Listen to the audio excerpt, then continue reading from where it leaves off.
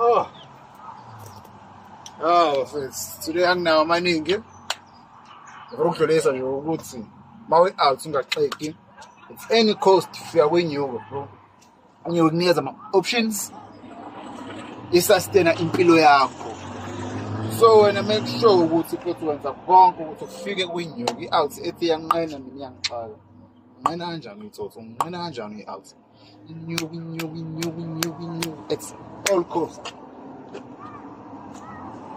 Thank me later.